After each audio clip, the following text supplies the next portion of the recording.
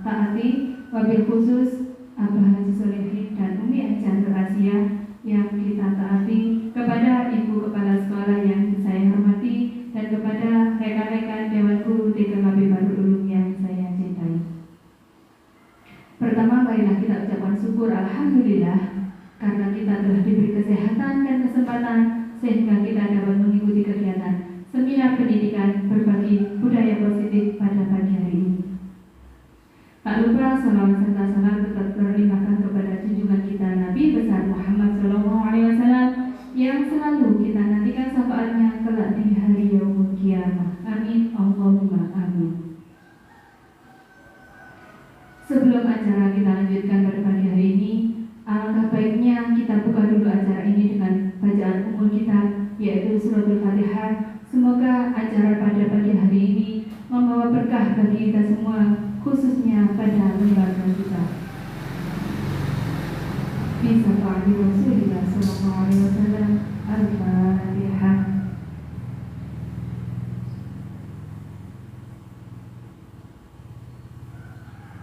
Amin. Terima kasih. Acara pada pagi hari ini yang pertama yaitu sambutan dari Ibu Kepala Sekolah TKKB Darul Ulum kepada Ibunda Siti Mutmainah SPD. Waktu dan tempat dipersilahkan. Assalamualaikum warahmatullahi wabarakatuh. Waalaikumsalam warahmatullahi wabarakatuh. Terima kasih pada semua teman-teman yang hari ini pada hadir untuk menghadiri seminar pendidikan yang akan dilaksanakan oleh Bu Lilin Kusrini sama Bu Nurala. Dan terima kasih saya ucapkan pada Bu Lilin sama Bu Nurala yang notabene sebagai guru penggerak di lembaga TK Darul Ulum. Semoga beliau berdua bisa maju dan membawa nama baik TK Darul Ulum. Dan untuk itu saya di sini sebagai kepala sekolah memberi kesempatan kepada beliaunya untuk mempresentasikan modul-modul yang telah dipelajari yang akan di-workshopkan, diseminarkan di hari ini. Dan bagi teman-teman yang tidak mengerti, mungkin belum paham apa yang disampaikan oleh Bu Lilin sama Bu Nur, silakan bertanya, jangan malu. Supaya apa? Kita sama-sama berjalan, kita sama-sama menjalankan apa yang diinginkan oleh Bu Lilin sama Bu Nur.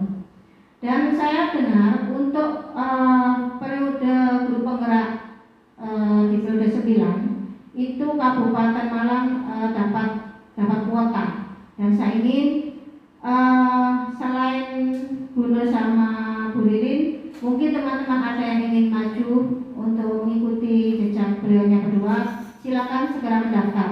Saya doakan semoga kalian semua bisa maju menjadi guru penggerak. Kalau di TK Darul Ulum banyak guru penggeraknya, insya Allah kita akan menjadi lebih baik. Semoga guru penggerak yang ada di TK Darul Ulum bisa mengangkat nama baik khususnya di TK Darul Ulum dan bisa memanfaatkan ilmunya selain kepada teman sejawat juga mungkin kepada lembaga di sekeliling yang ada di sekeliling TK Darul Ulum. Itu saja saya sampaikan. Semoga kegiatan ini sukses, berjalan lancar, dan satu pesan untuk kalian semua, ikuti seminar ini sampai selesai. Ya, kalau belum paham, belum ngerti, silakan bertanya kepada mereka berdua. Mungkin bisa menambah wawasan atau bisa mengangkat derajat paling tidak untuk lembaga guru. Kita sama-sama berjalan, kita sama-sama mengikuti dan mengaplikasikan apa yang mereka dapatkan. Terima kasih. Wassalamualaikum warahmatullahi wabarakatuh. Waalaikumsalam warahmatullahi wabarakatuh. Terima kasih disampaikan kepada Bunda Ina. Untuk selanjutnya kita menuju puncak acara yaitu mengikuti seminar pendidikan berbagi budaya positif yang akan disampaikan oleh narasumber kita yaitu rekan kita Ibu Lilin Kusrini SPD dan Ibu Nur Laila SPD. Saya selaku pembawa acara mohon maaf apabila ada salah kata. Saya akhiri. Wassalamualaikum warahmatullahi wabarakatuh. Waalaikumsalam warahmatullahi wabarakatuh. Teman-teman masih semangat? Masih. Coba. Mana semangatmu? Ini semangatku. Mana suaramu? Ini suaraku. Oke, ternyata memang benar teman-teman masih bersemangat. Sudah siap mengikuti sesi yang kedua ya? Oke, untuk sesi berikutnya yaitu yang akan disampaikan oleh Ibu Nur Khaira SPD. Waktu dan tempat dipersilakan. Terima kasih kepada Bunda Lutfi selaku moderator pada seminar pendidikan berbagi budaya positif hari ini. Sebelum saya menyampaikan materi, terlebih dahulu saya ucapkan Assalamualaikum warahmatullahi wabarakatuh. Waalaikumsalam warahmatullahi wabarakatuh. Yang terhormat Ibu Kepala TK Badrul Ulum dan rekan-rekan guru yang saya hormati dan saya sayangi. Pada kesempatan hari ini saya akan melakukan berbagi budaya positif, yaitu tentang pemahaman dan pengalaman saya yang sudah saya pelajari selama saya mengikuti pendidikan guru penggerak angkatan 5 ini. Sebelum saya menyampaikan materi, saya akan mengajak teman-teman untuk bermain game supaya lebih bersemangat. Gimana teman-teman? Sudah siap? Siap. Oke, gamenya adalah seperti ini. Coba ikuti arahan yang sudah saya berikan. Sekarang supaya tangannya tidak kaku, coba diangkat ke atas. Angkat, angkat. Kedua tangan juga boleh. Oke, silakan digerak-gerakkan supaya lebih rileks. Teman-teman sudah mengerti kan anggota tubuhnya masing-masing? Letaknya di mana sudah paham kan? Sudah. Oke, silakan digerak-gerakkan lebih kencang lagi, lebih kencang lagi. Silakan gerakkan tangannya menuju ke dagu.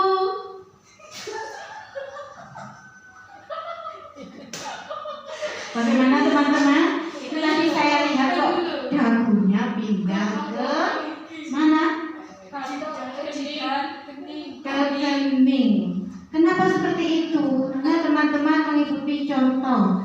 Berarti kayak belajarnya panjenengan itu visual atau menirukan contoh yang panjenengan lihat.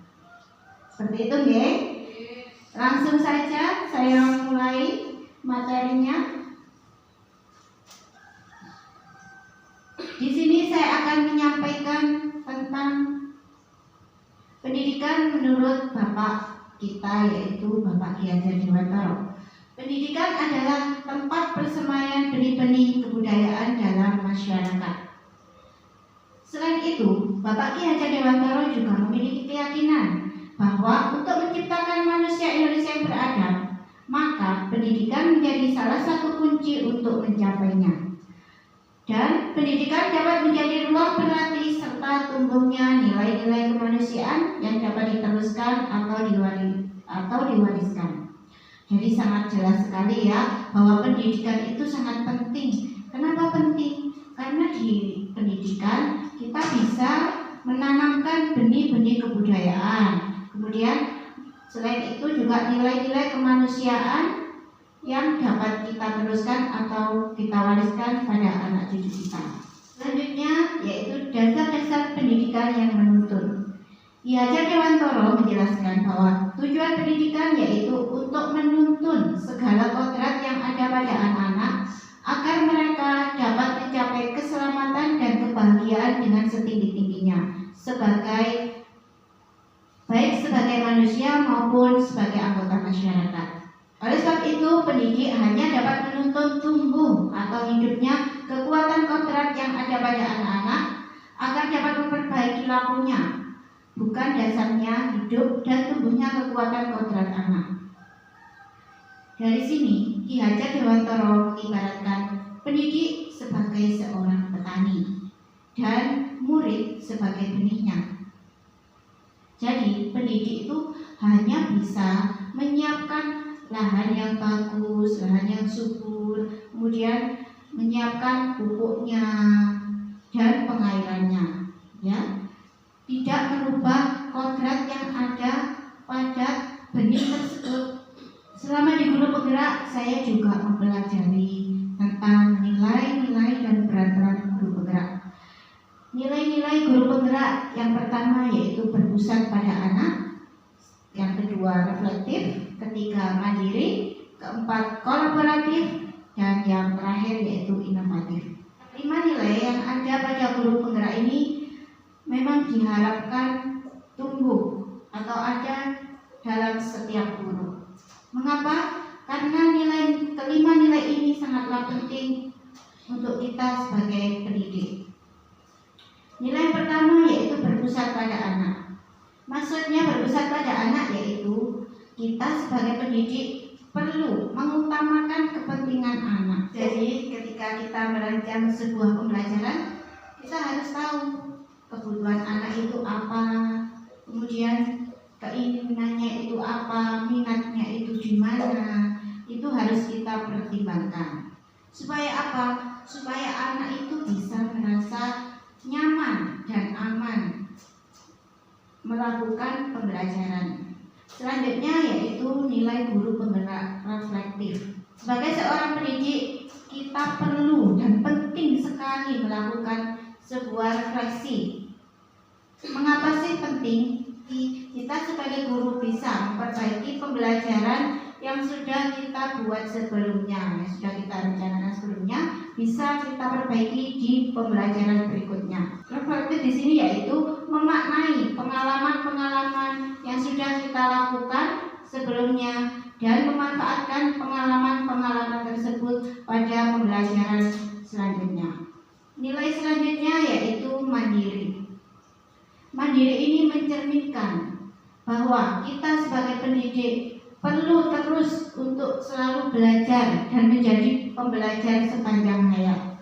Jadi tidak hanya anak didik kita yang harus belajar, kita juga sebagai guru harus terus belajar. Mengapa? Kita akan menuntun anak yang hidup di zaman abad 21. Jelas berbeda dengan zaman kita dulu. Kalau zaman kita dulu waktu sekolah belum menggunakan handphone, belum menggunakan laptop sebagai media pembelajaran. Nah, sekarang kita juga harus belajar, harus mengikuti kodrat zaman anak, karena anak yang hidup zaman sekarang memerlukan teknologi untuk memperoleh, menambah pengalamannya di bidang pendidikan. Selanjutnya yaitu nilai kolaboratif. Di sini sebagai seorang guru, khususnya guru penggerak, harus bisa berkolaborasi atau bekerja sama dengan semua warga sekolah, dengan murid, dengan rekan-rekan guru, dengan wali murid, dan dengan elemen warga sekolah lainnya. Selanjutnya yaitu inovatif. Nah, sebagai guru kita perlu melakukan terobosan-terobosan baru di dalam melaksanakan pembelajaran supaya anak bisa lebih senang dalam melakukan pembelajaran, tidak bosan. Saya lebih semangat, kita tepuk semangat dulu ya. Tepuk semangat. Semangat. Bagaimana teman-teman? Sudah lebih bersemangat? Sudah. Oke teman-teman, siapa kita? Guru baru dulu. Mau kemana kita? Bersenang-senang. Mari kita lanjutkan bersenang-senangnya bersama materi inquiry apresiatif. Inquiry apresiatif adalah sebuah paradigma atau pendekatan. Di sini dikenal sebagai pendekatan manajemen perubahan yang kolaboratif dan berbasis kekuatan. Jadi, inquiry apresiatif ini adalah sebuah paradigma atau pendekatan yang menggali kekuatan-kekuatan yang ada di lembaga, bukan berpusat pada kelemahan yang ada di lembaga. Contohnya yaitu seperti lembaga kita sendiri yang mempunyai letak atau domisili berdekatan dengan lembaga-lembaga TK yang lain. Hari ini kita masih diberikan kemudahan untuk mendapatkan murid lebih dari TK-TK yang ada di dekat kita. Bagaimana kita bisa mempertahankan situasi ini? Yaitu kita bisa menerapkan paradigma atau pendekatan inquiry apresiatif ini di lembaga kita. Konsep inquiry apresiatif ini pertama kali dikembangkan oleh David Cooperrider pada tahun 2005. Berikut ini adalah cara menerapkan atau mengelola perubahan positif inquiry apresiatif sesuai dengan tahapan bagja. Pasti dalam benak teman-teman terpikirkan, apa sih itu bagja? Jadi, bagja itu adalah suatu cara untuk mencapai perubahan yang ada di sebuah lembaga atau organisasi. Tahapan bagja ini ada 5, yaitu tahapan buat pertanyaan utama atau biasanya disingkat dengan B. Kemudian tahapan selanjutnya yaitu ambil pelajaran, disingkat dengan A. Selanjutnya yaitu gali mimpi, disingkat dengan G. Jabarkan rencana, disingkat dengan J. Dan atur eksekusi, disingkat dengan A. Maka disingkat dengan bagja. Yang pertama yaitu buat pertanyaan utama. Pada tahapan ini kita harus merumuskan pertanyaan sebagai penentu arah penelusuran terkait perubahan yang akan kita buat. Selanjutnya yaitu ambil pelajaran. Pada tahapan ini kita mengumpulkan berbagai pengalaman positif atau kekuatan-kekuatan yang sudah ada di lembaga kita. Tahapan ketiga yaitu gali mimpi. Pada tahapan gali mimpi ini kita bisa memimpikan perubahan yang sudah kita capai. Tahapan selanjutnya yaitu jabarkan rencana. Di tahapan ini kita merumuskan rencana tindakan apa saja yang harus kita lakukan untuk mencapai perubahan yang ada di lembaga kita. Dan yang terakhir yaitu atur eksekusi. Kita menjalankan rencana-rencana yang sudah kita buat itu tadi sesuai dengan pada tahapan jabarkan rencana. Nah, terkait dengan visi yang sudah saya sebutkan tadi, yaitu kita harus menerapkan atau melakukan prakarsa perubahan. Di sini contohnya prakarsa perubahan yang saya buat yaitu mengembangkan pembelajaran yang dapat meningkatkan kecakapan hidup atau life skill pada anak usia dini. Tadi saya sudah bilang, ketika kita melakukan perubahan, kita membutuhkan alat atau cara yang kita gunakan yaitu tahapan bagja. Dan tahapan bagjanya yaitu seperti ini. Di tahapan buat pertanyaan, kita terlebih dahulu menentukan pertanyaan seperti ini. Apa yang harus saya lakukan untuk mengembangkan pembelajaran yang dapat meningkatkan kecakapan hidup atau life skill pada anak usia dini? Jangka tindakan yang bisa kita lakukan yaitu mencari informasi atau referensi terkait cara mengembangkan pembelajaran yang dapat meningkatkan kecakapan hidup atau life skill anak usia dini. Misalnya dengan kita mengikuti seminar atau webinar dan mencari buku-buku referensi terkait dengan kecakapan hidup anak usia dini. Selanjutnya kita juga bisa melakukan tindakan mencari kegiatan-kegiatan yang sesuai guna mengembangkan pembelajaran yang dapat meningkatkan kecakapan hidup atau life skill pada anak usia dini. Pada tahapan ambil pelajaran, pertanyaannya yaitu siapakah guru atau sekolah yang pernah berhasil mengembangkan pembelajaran yang dapat meningkatkan kecakapan hidup atau life skill pada anak usia dini. Kemudian strategi apa yang digunakan oleh guru atau sekolah tersebut dalam mengembangkan kecakapan hidup atau life skill pada anak usia dini. Dan kegiatan apa saja yang selama ini bisa membuat anak memiliki kecakapan hidup atau life skill pada anak usia dini. Selanjutnya situasi apa saja yang dapat kita lihat dalam pembelajaran yang dapat meningkatkan kecakapan hidup atau life skill pada anak usia dini. Dan keterampilan apa saja yang harus kita miliki supaya kita bisa mengarahkan atau mewujudkan pembelajaran yang berbasis kecakapan hidup hidup atau life skill anak usia dini? Jawabannya atau tindakan yang bisa kita lakukan yaitu mencari informasi profil guru atau sekolah yang telah berhasil menerapkan pembelajaran kecakapan hidup atau life skill pada anak usia dini. Selanjutnya, mensurvei atau mewawancarai atau membuat angket tentang pengalaman atau pendapat guru dan orang tua, dan meninjau kembali kegiatan di lembaga kita yang selama ini sudah membuat anak mempunyai kecakapan hidup atau life skill. Pada tahapan gali mimpi, pertanyaan pemantik yang saya gunakan yaitu bagaimana perasaan saya jika saya sudah berhasil dalam mengembangkan pembelajaran yang dapat meningkatkan kecakapan hidup atau life skill pada anak usia dini. Apa kebiasaan baru yang saya bayangkan terjadi jika pembelajaran yang dapat meningkatkan kecakapan hidup pada anak usia dini ini telah berjalan dengan baik? Selanjutnya, apa saja dukungan yang saya harapkan supaya pembelajaran kecakapan hidup untuk anak usia dini bisa terlaksana? Daftar tindakannya atau jawaban dari pertanyaan pemantik ini adalah lebih semangat lagi dalam membantu anak usia dini meningkatkan kecakapan hidupnya. Kemudian selalu memberikan motivasi kepada anak usia dini agar mau mengikuti kegiatan atau pembelajaran yang berhubungan dengan kecakapan hidup atau life skill-nya. Dan dukungan yang saya harapkan adalah dukungan dari kepala sekolah, guru atau teman sejawat, serta orang tua.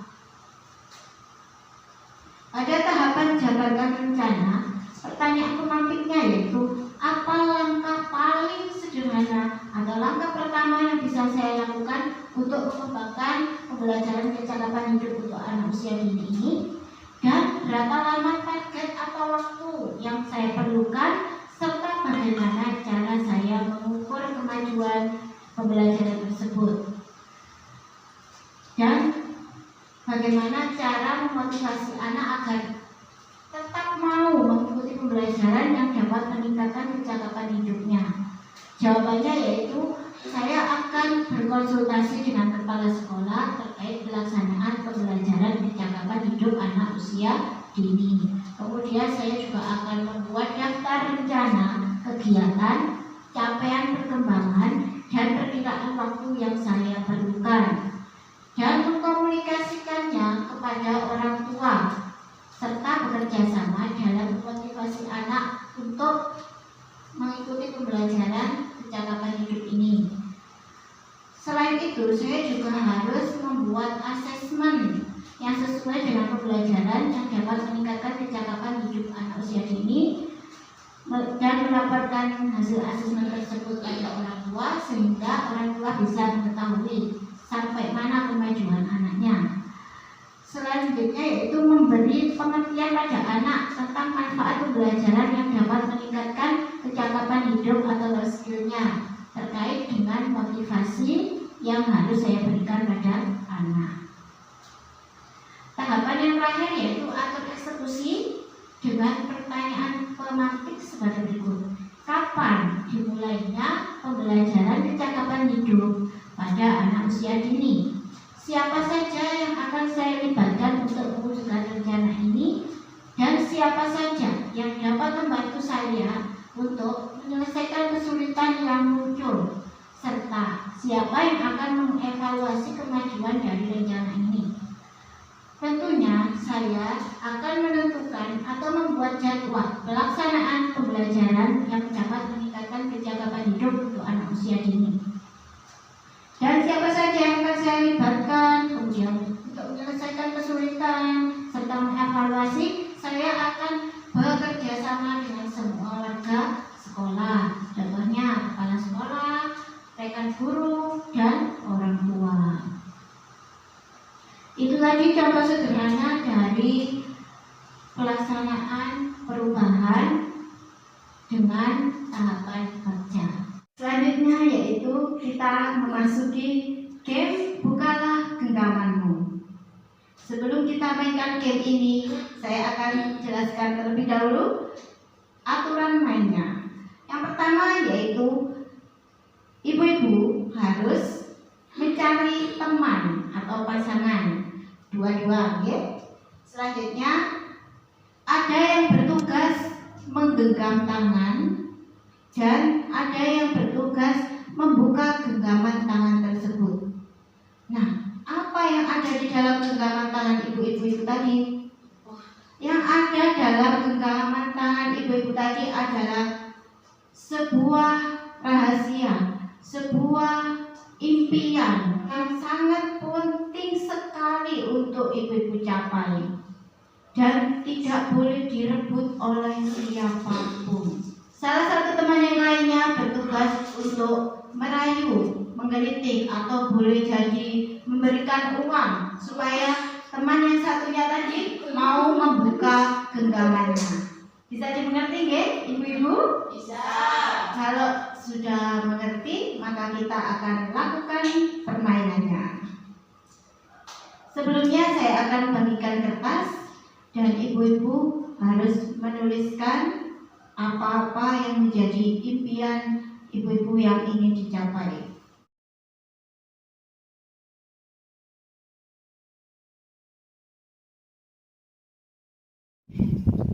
Monggo teman-teman dituliskan apa saja yang menjadi impian teman-teman, dan hal itu sangat penting untuk kehidupan teman-teman yang ingin teman-teman raih dalam jangka waktu pendek ataupun panjang.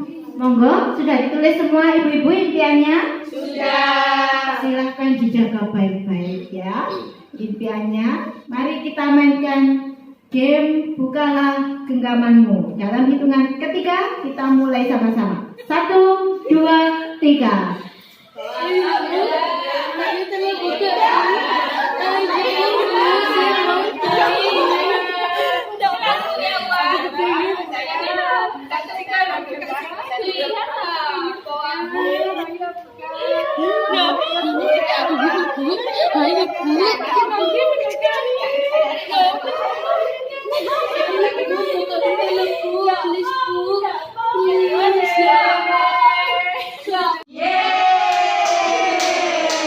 Bagaimana teman-teman? Sudah berhasil membuka genggaman tangan temannya? Sudah. Oh, ada yang berhasil, ada yang belum. Silakan yang berhasil diutarakan pendapatnya. Yang belum berhasil pun juga boleh mengutarakan pendapatnya. Silakan. Yang berhasil, Bunda siapa? Oke, silakan Bunda Sri. Kasih, alhamdulillah saya dapat uang Bunda. Ya Allah. Dapat uang. Alhamdulillah keinginannya Bunda Karin saya dapatkan. Impiannya Bunda Karin mendapatkan uang. Bagaimana Bunda Karin? Kenapa kok impiannya dilepaskan atau dikasih tahukan ke Bunda Sri? Terima kasih. Memang ini punya saya, ini memang milik saya, tapi saya juga ingin berbagi dengan teman saya dan untuk memotivasi juga. Terima kasih Bunda Karin penjelasannya. Selanjutnya siapa tadi yang belum berhasil membuka genggaman tangan temannya? Silakan. Terima kasih waktunya. Ini adalah keinginan saya. Ini adalah milik saya pribadi. Jadi saya tidak ingin membagikan ke semuanya. Jadi ini tetap rahasia saya sendiri. Terima kasih. Terima kasih teman-teman penjelasannya. Nah, kira-kira apakah teman-teman tahu game ini itu berhubungan dengan apa? Dengan berbagi keinginan sama teman. Game yang barusan kita lakukan itu tadi yaitu berkaitan dengan teori kontrol yang dikemukakan oleh Dr. William Glasser. Dr. William Glasser ini adalah seorang psikiater sekaligus pendidik. Beliau meluruskan beberapa miskonsepsi tentang makna kontrol itu sendiri. Yang pertama yaitu ilusi guru mengontrol murid. Sejatinya teman-teman, kita sebagai pendidik tidak dapat mengontrol murid atau tidak dapat mengontrol siapapun. Kalaupun murid itu mau kita kontrol, karena murid itu memberikan kita izin atau kesempatan untuk mengontrol dirinya. Dan tentunya kontrol yang kita berikan tersebut bersifat sementara. Pada teori kontrol ini menyatakan bahwa semua perilaku memiliki tujuan, walaupun perilaku tersebut tidak disukai. Game yang barusan kita lakukan yaitu kita memegang kontrol kita sendiri. Kita berhak membuka genggaman tangan kita dan memberitahukannya ke teman-teman atau orang yang kita percaya. Kita pun juga berhak untuk tetap menutup genggaman tangan kita supaya teman-teman kita tidak tahu apa yang kita impikan. Selanjutnya yaitu ilusi bahwa semua penguatan positif efektif dan bermanfaat. Penguatan positif sering sekali kita lakukan di kelas G, terutama kita memberikan apa biasanya? Hadiah, memberikan bintang, dan memberikan pujian. Tapi ternyata sesuai dengan riset atau penelitian Dr. William Glasser, penguatan positif ini tidak berlaku untuk jangka waktu yang panjang. Jadi penguatan positif ini hanya berlaku untuk jangka waktu yang pendek saja, teman-teman. Kenapa seperti itu? Karena kemungkinan anak akan menyadari dan menolak kita untuk memberikan penguatan positif itu kalau kita terlalu sering menerapkannya. Contohnya, pada saat kita memberikan stempel bintang pertama kali kepada murid, dengan hari-hari selanjutnya rasanya pasti berbeda. Di hari-hari selanjutnya pasti rasanya sudah biasa. Sama Bunda loh, juga dikasih bintang lagi hari ini. Selanjutnya yaitu ilusi bahwa kritik dan membuat orang merasa bersalah dapat menguatkan karakter. Guru tidak sadar melakukan hal ini karena guru menggunakan suara yang lembut untuk memberikan kritikan, untuk memberikan kalimat yang membuat anak merasa bersalah. Contohnya seperti ini. Masa anak-anak gak kasihan dengan Bunda? Nanti Bunda dimarahi oleh kepala sekolah loh kalau anak-anak tidak mau masuk kelas. Itu adalah contoh dari kalimat yang membuat anak merasa bersalah atau bisa menyebabkan anak tersebut memiliki identitas gagal. Kenapa memiliki identitas gagal? Mereka akan berpikiran negatif tentang dirinya. Jadi kalau saya tidak mau masuk kelas menyebabkan Bunda A atau Bunda B itu dimarahi ibu kepala sekolah. Selanjutnya yaitu ilusi bahwa orang dewasa memiliki hak untuk memaksa. Kita sebagai orang tua, sebagai pendidik, seringkali memaksakan kehendak kita kepada anak atau murid. Betul apa tidak, Ibu-ibu? Betul. Perilaku memaksa ini tidak akan efektif untuk jangka waktu yang panjang. Perilaku ini hanya akan berlaku di jangka waktu pendek. Dan memaksa ini akan menyebabkan hubungan permusuhan akan terbentuk. Percaya atau tidak, Ibu-ibu? Percaya. Dengan memaksa, anak akan merasa dendam itu, dan bisa berbuat hal-hal yang negatif. Selanjutnya yaitu perbedaan paradigma stimulus respon dan pendekatan teori kontrol. Bagaimana cara kita mengubah pandangan dari stimulus respon ke teori kontrol? Mari kita simak bersama-sama tentang stimulus respon dan teori kontrol berikut ini. Di stimulus respon, realitas atau kebutuhan kita sama. Jadi memandang bahwa semua orang itu memiliki kebutuhan yang sama. Sedangkan di teori kontrol, kita memandang bahwa kebutuhan kita itu berbeda. Jadi kebutuhan dasar saya dengan kebutuhan dasar teman-teman itu berbeda. Semua orang bisa melihat hal yang sama. Kalau di teori kontrol, setiap orang memiliki gambaran yang berbeda tentang situasi atau hal-hal tertentu.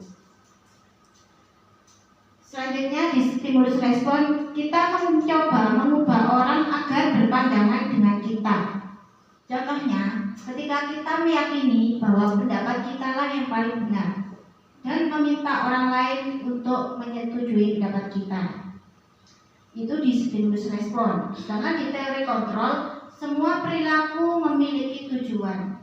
Jadi setiap perilaku yang dilakukan oleh manusia itu memiliki tujuan tersendiri. Di stimulus respon, orang lain bisa mengontrol saya. Sedangkan di teori kontrol, yang bisa mengontrol diri saya adalah saya sendiri, bukan orang lain. Kemudian pemaksaan ada pada saat bujukan gagal di stimulus respon. Sedangkan di teori kontrol, kolaborasi dan konsensus menciptakan pilihan-pilihan baru. Dan di stimulus respon kita memakai model berpikir menang kalah. Jadi ada yang lebih dominan. Sedangkan di teori kontrol menggunakan model berpikir menang-menang. Selanjutnya kita akan memasuki teori tentang disiplin. Apa yang ada di benak ibu-ibu ketika mendengar kata disiplin? Siapa yang mau menjawab? Silakan. Terima kasih. Disiplin mungkin bisa diartikan sebagai peraturan atau sesuatu yang harus dilakukan. Terima kasih. Seperti yang diungkapkan Bunda Lucy tadi, disiplin berkaitan dengan peraturan yang harus dilakukan. Bisa jadi ibu-ibu berpikir disiplin itu berkaitan dengan hukuman. Ya Pak tidak? Ya. Kita telah tentang makna disiplin berikut ini. Nah, dalam budaya kita, disiplin dimaknai sebagai sesuatu yang dilakukan seseorang pada orang lain untuk mendapatkan kepatuhan, seperti yang diungkapkan Bunda Lucy tadi. Menurut Ki Hajar Dewantoro, disiplin itu bersifat self-disiplin atau disiplin diri, yaitu kita sendiri yang mewajibkan kita dengan sekeras-kerasnya dan mempunyai motivasi intrinsik untuk melakukan disiplin itu sendiri. Jadi kita memaksakan diri kita untuk bisa mengatur diri kita dan mempunyai motivasi dari dalam diri kita juga. Dapat Ki Hajar Dewantoro juga sejalan dengan Diana Gosen yang menyatakan bahwa arti asli dari kata disiplin ini juga berkonotasi dengan disiplin diri dari murid-murid Sokrates dan Plato.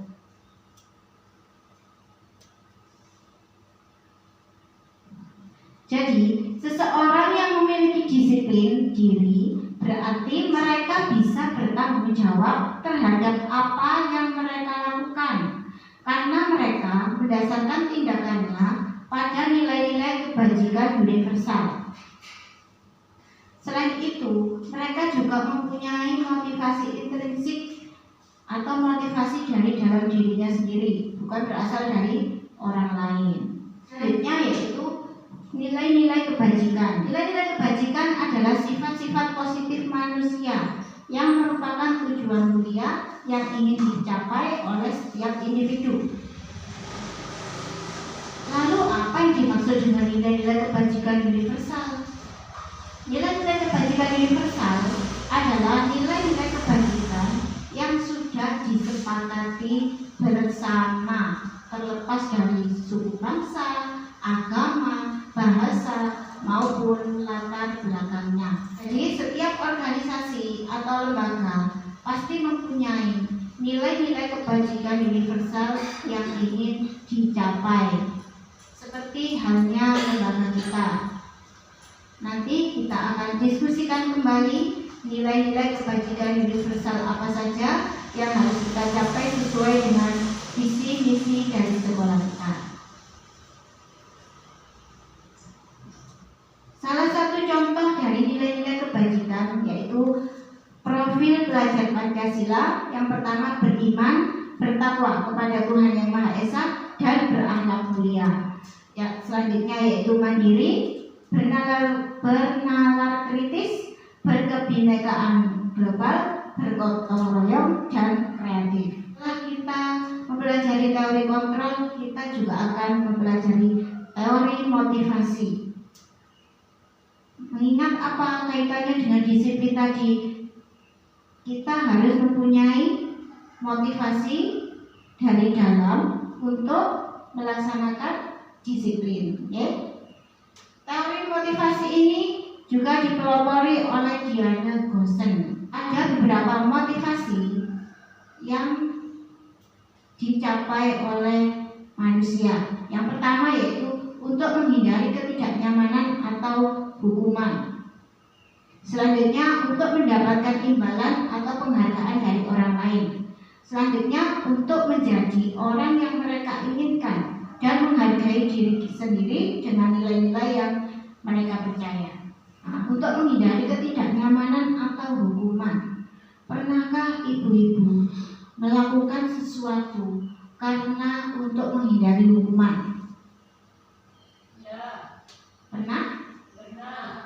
Contohnya apa ibu-ibu?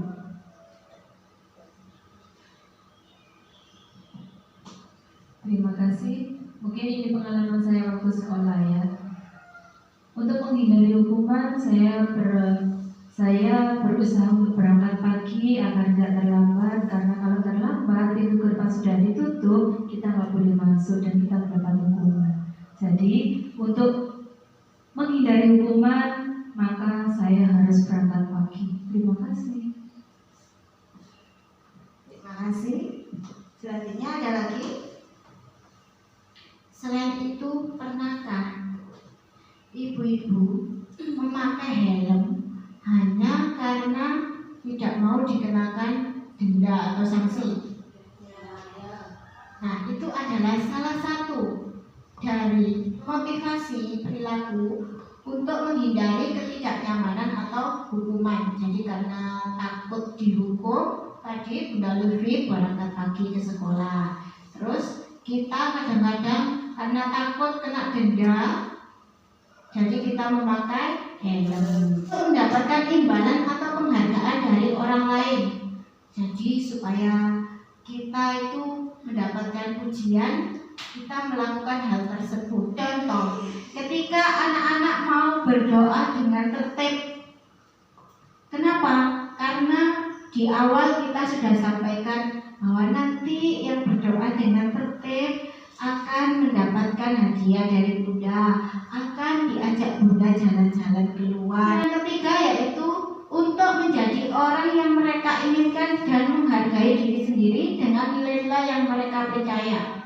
Motivasi yang ketiga ini berhubungan dengan motivasi dari dalam atau intrinsik.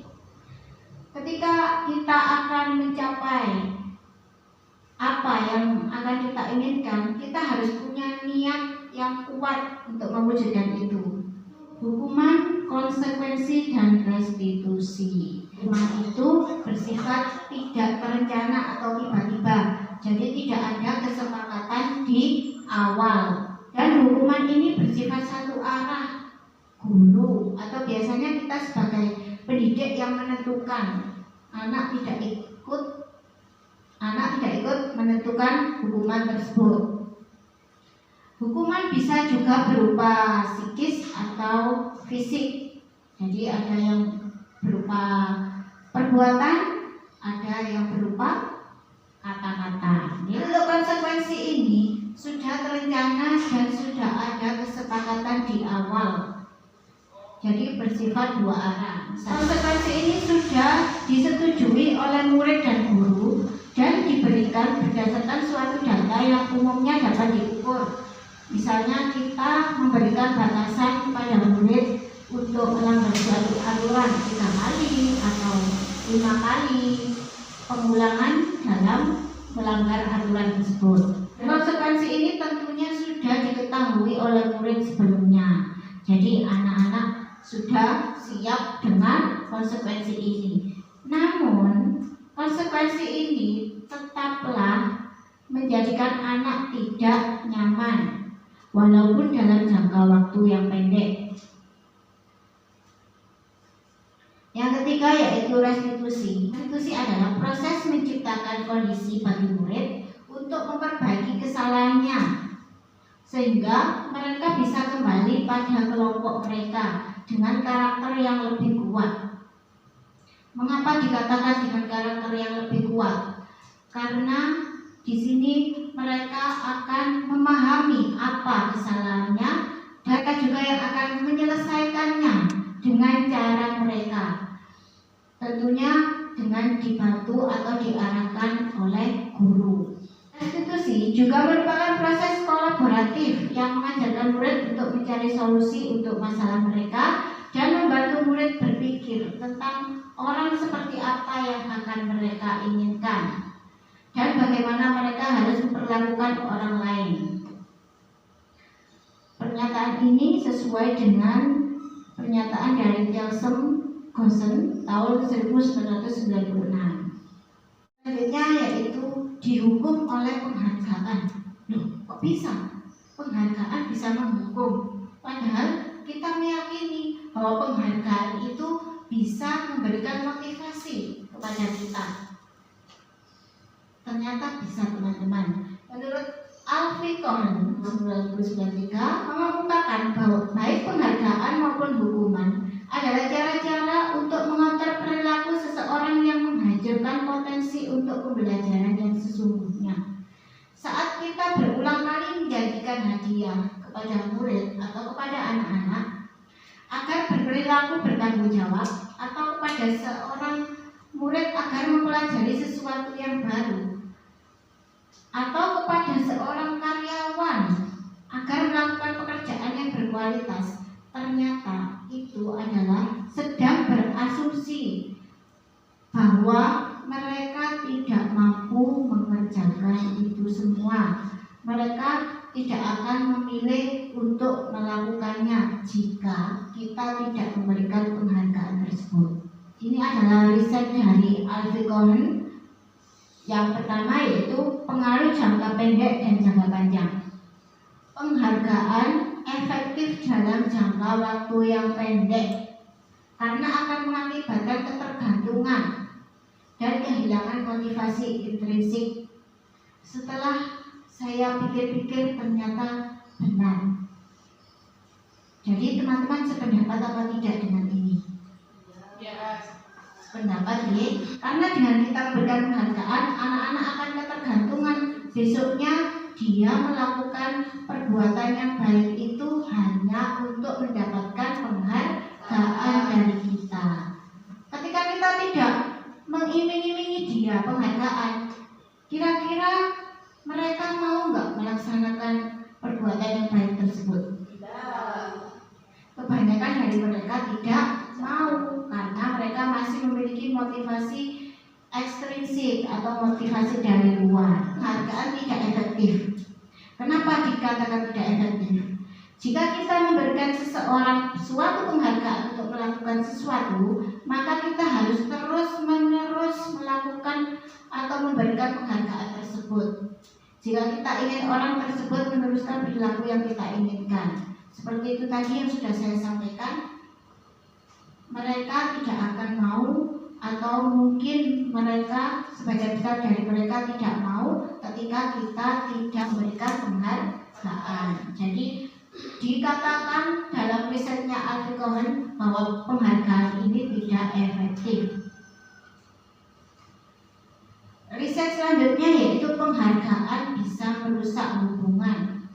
Contoh sederhananya yaitu ketika saya sama ibu kepala sekolah diberikan penghargaan atau hadiah karena saya sudah mengerjakan apa yang telah diperintahkan oleh ibu kepala sekolah. Panjenengan semua perasaannya bagaimana? Iri.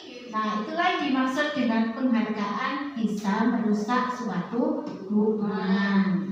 Riset selanjutnya yaitu tentang penghargaan mengurangi ketepatan. Jadi, risetnya Alfie Cohen itu anak-anak diminta mengingat kata-kata tertentu. Kemudian mereka diminta mengambil kartu yang berisi kata-kata yang diingat tersebut setiap kali muncul. Beberapa anak diberikan permen setiap mereka memberikan jawaban yang benar, dan sebagian lagi tidak diberikan permen, hanya diberitahu saja bila jawaban mereka memang benar. Hasilnya, anak-anak yang mendapatkan permen jawabannya banyak yang tidak tepat dibandingkan anak-anak yang hanya diberitahu jawabannya benar. Mungkin ini karena mereka hanya ingin dapat permen, jadi terburu-buru, bisa tidak konsentrasi gitu, okay? Selanjutnya yaitu penghargaan menurunkan kualitas, sama dengan sebelumnya itu tadi. Jadi anak-anak kualitasnya akan menurun ketika sudah diiming-imingi oleh penghargaan atau hadiah. Penghargaan bisa mematikan kreativitas. Hal ini juga sama ketika murid-murid diminta berpikir mengenai hadiah atau penghargaan yang bisa mereka dapatkan bila berhasil menulis sebuah puisi. Kreativitas kelompok murid-murid ini menjadi berkurang dibandingkan dengan anak-anak yang tidak diberitahukan tentang hadiah yang bisa mereka terima. Selain itu, risetnya Alfie Cohen yaitu penghargaan menghukum. Penghargaan menghukum mereka yang tidak mendapatkan penghargaan. Seperti tadi, penghargaan bisa merusak hubungan karena mereka iri. Kemudian kalau di kasus ini, penghargaan menghukum ini, misalnya kita menerapkan sistem ranking. Kalau di TK biasanya ketika kita menilai pekerjaan anak, kita menggunakan stempel bintang. Ada yang mendapat bintang 4, ada yang mendapat bintang 3, 2, ataupun 1. Mereka yang mendapatkan bintang 1 atau mendapatkan bintang 2 pasti merasa terhukum karena temannya mendapatkan bintang yang lebih, yaitu bintang 3 atau bintang 4. Terkait dengan risetnya Alfie Cohen selanjutnya yaitu motivasi dari dalam diri. Contohnya, saat anak mulai mampu membaca, mereka akan lebih sering membaca. Betul apa tidak? Kalau pas lagi awal-awal bisa membaca, pasti mereka akan lebih sering belajar membaca. Hal ini timbul dari dalam dirinya. Kesadaran akan kemampuannya bahwa dia sudah dapat membaca sesungguhnya sudah merupakan penghargaan bagi mereka.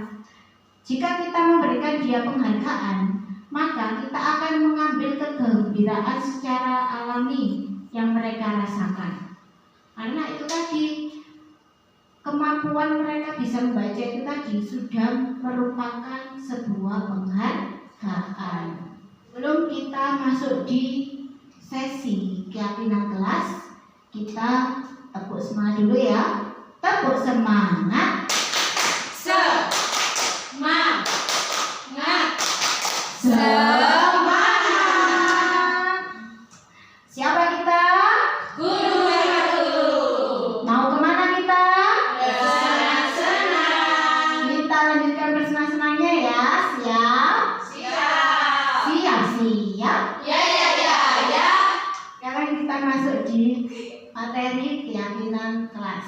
Keyakinan kelas yaitu nilai-nilai kebajikan universal yang sudah disepakati secara tersirat dan tersurat, lepas dari latar belakang suku, negara, bahasa maupun agama.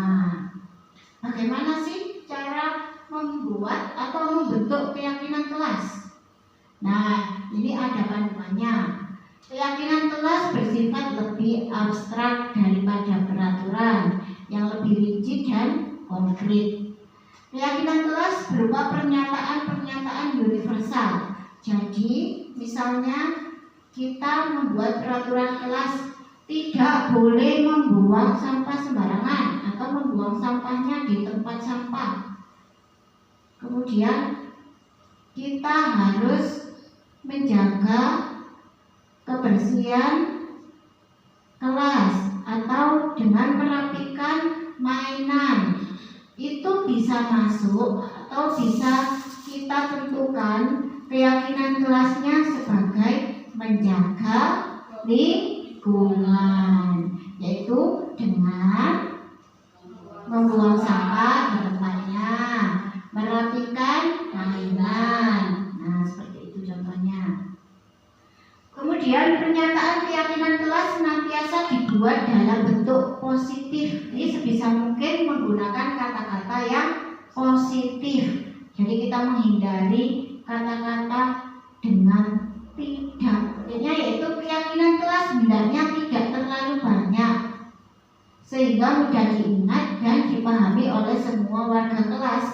Karena sudah dikelompokkan seperti itu tadi, maka keyakinan kelas hanya ada beberapa saja. Namun di dalamnya terdapat peraturan yang lebih konkret, lebih rinci. Itu bedanya keyakinan kelas dengan peraturan atau kesepakatan kelas. Kemudian, keyakinan kelas sebaiknya sesuatu yang dapat diterapkan di lingkungan tersebut. Semua warga kelas hendaknya ikut berkontribusi dalam pembuatan keyakinan kelas lewat kegiatan curah pendapat. Jadi kita kumpulkan semua warga sekolah untuk mendapatkan masukan-masukan dari mereka dalam membentuk sebuah keyakinan kelas atau keyakinan sekolah. Kita bisa meminta wali murid untuk hadir, kemudian murid, kemudian guru, dan elemen yang terkait dengan sekolah. Bersedia meninjau kembali keyakinan kelas dari waktu ke waktu. Jadi kalau memang sudah tidak relevan, sebaiknya diganti dengan keyakinan kelas yang baru. Kebutuhan dasar manusia. Kebutuhan dasar manusia itu ada 5, yaitu yang pertama kebutuhan bertahan hidup seperti kebutuhan makanan, papan, dan sandang. Yang kedua kebutuhan kasih sayang dan rasa diterima. Yang ketiga kebutuhan akan kebebasan, contohnya rekreasi, bermain. Kemudian kebutuhan akan kesenangan dan kebutuhan akan penguasaan atau kebutuhan kita yang terkait dengan kekuasaan. 5 posisi kontrol kita sebagai guru. Ada posisi kontrol penghukum buat merasa bersalah, teman, pemantau, dan manajer. Yang pertama yaitu posisi penghukum. Seorang penghukum biasanya menggunakan hukuman fisik ataupun verbal. Seorang penghukum biasanya memiliki ciri-ciri suara tinggi, mata melotot, jari menunjuk, dan mengaji. Contohnya seperti apa? Contohnya biasanya kalau kamu tidak mau masuk ke kelas sekarang, maka kamu akan ibu masukkan di gudang. Nah, seperti itu contohnya. Efeknya apa terhadap murid jika kita melakukan posisi kontrol penghukum ini? Murid akan merasa marah, kemudian menjadi seorang pendendam dan bisa berbuat hal-hal negatif lainnya. Membuat merasa bersalah. Pada posisi ini, guru biasanya bersuaranya lembut, namun tetap membuat murid tidak nyaman atau merasa bersalah atau rendah diri. Contoh kalimatnya yang bisa digunakan, ibu sangat kecewa sekali dengan kamu. Berapa kali sih ibu harus mengingatkan kamu. Itu lembut sekali ya bicaranya, tapi itu membuat anak merasa bersalah dan mempunyai identitas gagal. Efeknya apa? Itu tadi, murid akan merasa bersalah karena mereka merasa bahwa tidak sanggup membahagiakan orang lain. Kemudian mereka juga akan mempunyai penilaian yang buruk terhadap dirinya. Posisi kontrol yang ketiga yaitu sebagai teman. Pada posisi kontrol ini, guru tidak menyakiti, namun tetap berusaha mengontrol murid melalui pendekatan. Contohnya dengan begini, ya sudah anak, tidak apa-apa wis, tidak dikerjakan hari ini, nanti bunda yang akan melanjutkan kerjaan anak-anak. Efeknya kepada murid, posisi teman ini bisa menyebabkan anak-anak ketergantungan. Tapi juga memberikan efek positif juga. Posisi teman itu apa? Efek positifnya yaitu hubungan baik yang terjalin antara guru dengan murid. Selanjutnya yaitu posisi pemantau. Namanya saja pemantau, pasti guru sebagai pengawas atau bertugas mengawasi. Kita bertanggung jawab atas perilaku orang-orang yang kita awasi. Posisi ini didasarkan atas peraturan-peraturan atau konsekuensi. Contoh kalimat yang digunakan adalah, kemarin kita sudah membuat peraturan apa? Apa yang telah kamu lakukan?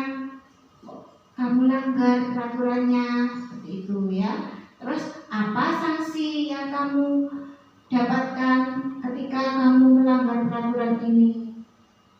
Efeknya terhadap murid yaitu murid bisa memahami konsekuensi yang sudah mereka sepakati. Namun murid juga bisa melanggar konsekuensi tersebut. Posisi yang terakhir yaitu posisi manajer. Di posisi ini guru akan berbuat sesuatu untuk murid. Contohnya mengarahkan murid untuk mencari solusi atau mencari penyelesaian suatu masalah yang dirasakan oleh murid. Kemudian guru juga membantu murid untuk memahami kesalahan mereka.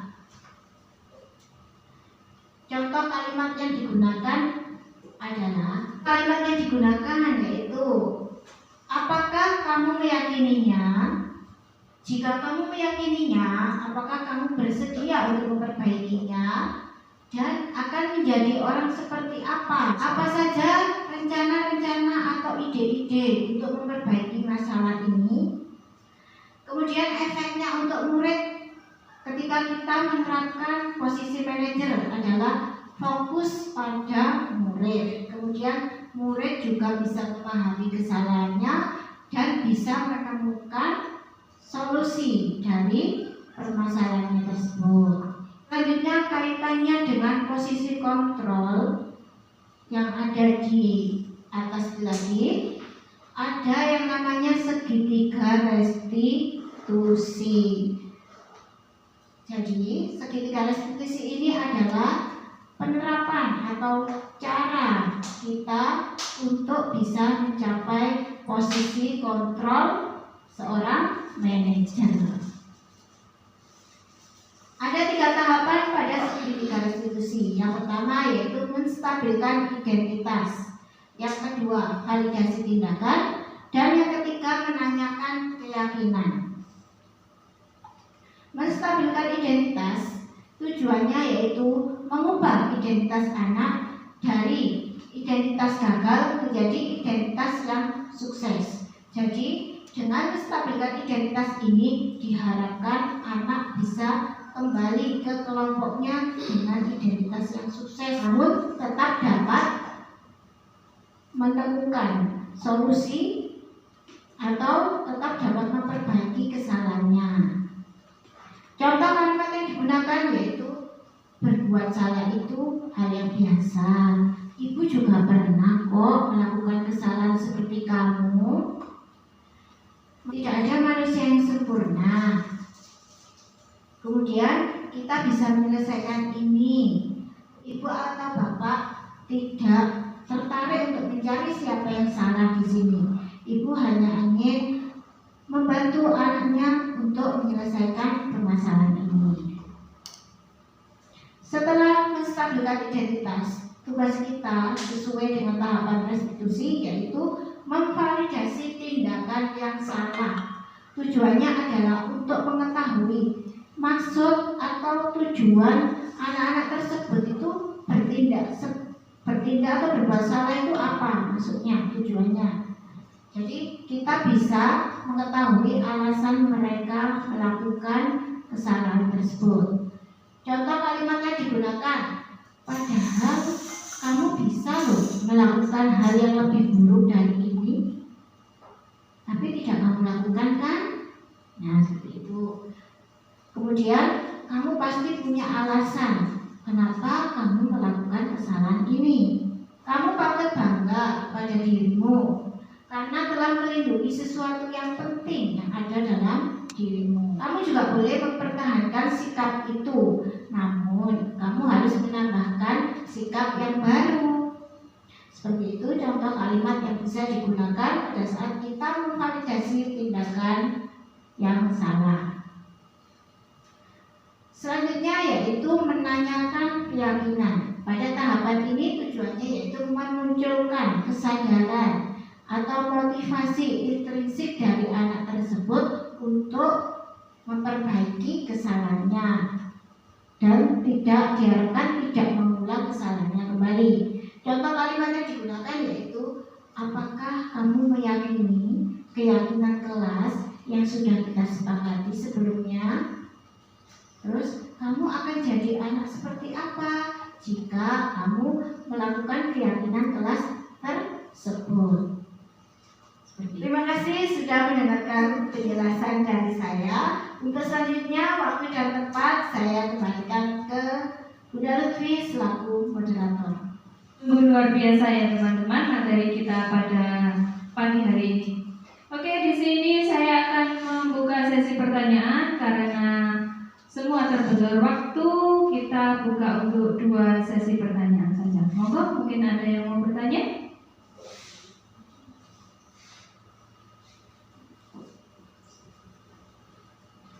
Terima kasih. Ada yang ingin saya tanyakan yaitu dari 5 posisi kontrol tersebut, posisi mana yang sebaiknya diterapkan? Terima kasih. Terima kasih untuk pertanyaannya. Untuk pertanyaan yang kedua, silakan. Apa ada yang mau ditanyakan? Terima kasih. Saya akan menanyakan, bolehkah dari ketiga langkah restitusi tersebut salah satu langkahnya dihilangkan? Terima kasih. Terima kasih. Pertanyaannya sungguh luar biasa. Pertanyaan yang pertama, dari kelima posisi kontrol tersebut, posisi mana yang sebaiknya diterapkan? Oke, silakan untuk Ibu Nur Laila dipersilakan. Terima kasih atas pertanyaannya. Pertanyaan ini dari Bunda Sri. Baiklah, akan saya jawab. Dari kelima posisi kontrol guru, posisi manakah yang sebaiknya diterapkan? Posisi kontrol yang sebaiknya diterapkan atau posisi tertinggi yang paling baik untuk diterapkan adalah posisi manajer. Karena di posisi ini kita akan membantu siswa untuk memahami kesalahan yang telah diperbuatnya. Kemudian sekaligus kita juga membantu mereka untuk menemukan solusi dari kesalahannya tersebut, untuk memperbaiki kesalahan tersebut. Oke, jadi sebisa mungkin kita mencapai posisi kontrol seorang manajer. Selain itu, posisi manajer ini juga akan membentuk murid-murid yang mempunyai identitas sukses.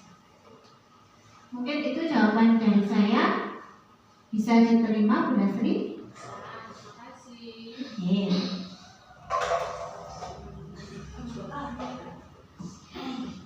Terima kasih. Untuk pertanyaan yang kedua yaitu, bolehkah dari ketiga langkah restitusi tersebut salah satu langkahnya dihilangkan? Monggo. Terima kasih juga untuk pertanyaan kedua yang ditanyakan oleh Bunda Hili. Itu dari ketiga tahapan seketika restitusi, apakah boleh dihilangkan salah satu? Karena ketiga tahapan segitiga restitusi ini merupakan tahapan yang penting, jadi sebaiknya tidak ada tahapan yang dihilangkan. Ibaratnya, ketika kita ingin membuat minuman es teh manis, kemudian kita tidak menambahkan gula pada minuman teh tersebut, kita hanya memasukkan es sama teh saja ke airnya. Jadi apa yang terjadi? Iya, rasanya tidak manis dan namanya pun berubah es teh saja atau es teh tawar, bukan es teh manis. Begitu halnya dengan segitiga restitusi. Jadi ketiga tahapannya harus kita laksanakan. Sungguh ilmu yang sangat luar biasa ya teman-teman. Oke, tanpa terasa kita sudah berada di penghujung acara. Saya akan membacakan kesimpulan dari apa yang kita dapatkan hari ini, yaitu pendidikan sejatinya berpusat pada anak. Nilai-nilai luhur yang sudah ada di sekolah bisa kita kembangkan dengan membuat keyakinan keras. Nilai positif yang bisa kita kembangkan di sekolah adalah menerapkan keyakinan keras.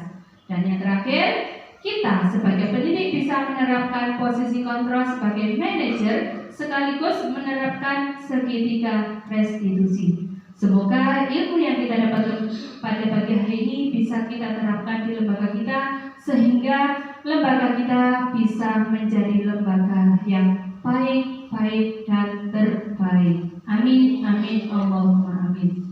Saya akhiri. Wassalamualaikum warahmatullahi wabarakatuh. Waalaikumsalam warahmatullahi wabarakatuh.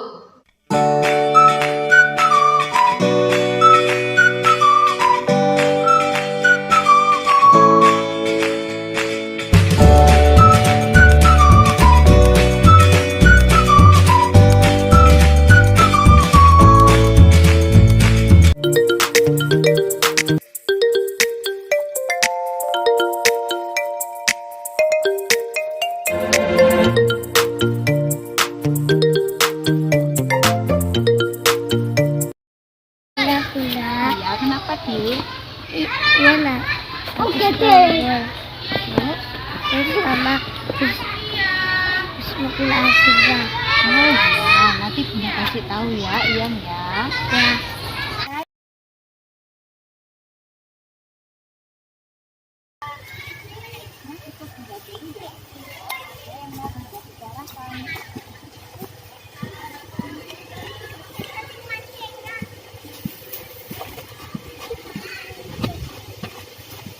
Ian, barusan Radit bilang ke Bunda kalau hari ini Ian habis ngerombol sama mukul teman. Bisakah Ian menjelaskannya ke Bunda? Bisa, saya merombol waktu baris dan saya memukul Azura karena Azura bilang saya jelek. Oh, jadi gitu Ian ceritanya. Bunda juga akan melakukan hal yang sama seperti Ian jika ada yang bilang Bunda jelek. Di sini Bunda tidak tertarik mencari yang salah, tapi Bunda hanya ingin membantu Ian menyelesaikan masalah ini. Iya Bunda. Tentunya Ian melakukan hal ini ada alasannya bukan? Ada. Apa alasannya Ian melakukan hal ini? Azura bilang saya jelek, jadi untuk Azura tidak nama saya jelek. Saya memukul Azura. Lalu, kalau untuk menerombol, alasannya apa, Ian? Saya menerombol waktu baris karena saya ingin nomor 1. Oh gitu, Ian. Kenapa Ian kok ingin nomor 1? Karena kalau nomor 1 saya bisa membaca atau terbilang ke bunda nomor 1. Oh gitu, Ian. Ada lagi, Ian, yang mau diceritakan? Ada. Apa itu, Ian? Ian tahu kalau Ian salah, Bunda. Bunda paham. Ian melakukan hal ini karena Ian ingin mempertahankan hal yang penting, kan? Iya, Bunda. Apakah Ian meyakini dan memahami keyakinan kelas yang sudah kita sepakati sebelumnya? Iya, Bunda. Lalu, keyakinan kelas yang mana yang perlu Ian tingkatkan? Menyayangi dan menghargai orang lain. Ian ingin jadi orang yang seperti apa, Nak? Ian ingin jadi orang yang baik dan disayangin Allah. Oh gitu. Iya, Bunda.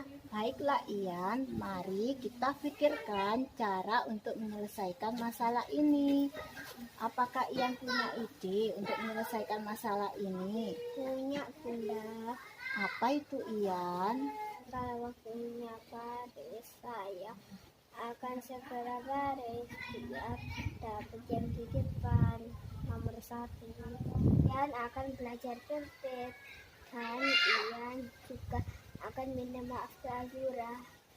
Ian juga kalau ada yang bilang Ian jelek, saya akan bilang baik-baik. Ada lagi, Ian, idenya? Ada, Bunda. Apa itu, Ian? Ian akan memberitahu teman-teman untuk mengingatkan Ian. Bunda ucapkan terima kasih banyak untuk Ian karena Ian sudah mau mengakui kesalahan dan memperbaiki kesalahan tersebut. Sekarang Ian boleh bermain lagi sama teman-teman dan melakukan ide atau rencana Ian tadi. Iya, Bunda, sama-sama. Bagaimana perasaan Ian setelah Ian punya cara atau ide menyelesaikan masalah ini? Ian senang, Bunda. Ian bisa menyelesaikan masalah ini.